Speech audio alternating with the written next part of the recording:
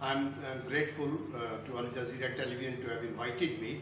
You see, unfortunately, Afghanistan was an occupied country, and ever since the Americans have left, they have become independent.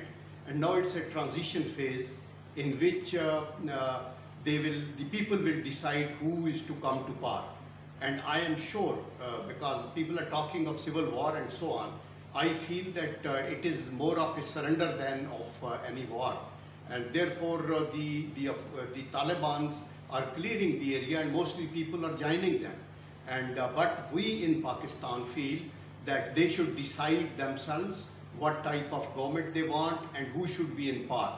And I am sure our border will be functional the moment they decide that.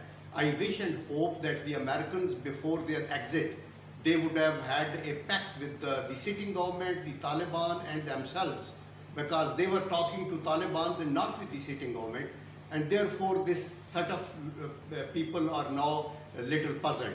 But I am quite confident that the Afghani people will decide who is to rule them, and in that case this transition will be smooth, and we fear that there will be influx of some refugees maybe. Already Pakistan has the maximum load population of refugees in Pakistan, already about nearly 2 million.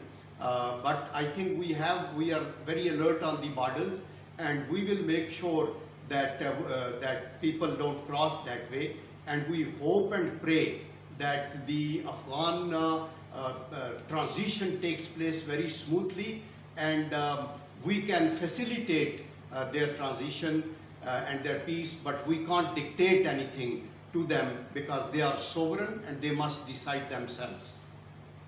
أمريكية كان لديها اتفاق مع الحكومة وحركة طالبان وكانت You know that our western border is 2,610 kilometers, and about 90% it has already been fenced.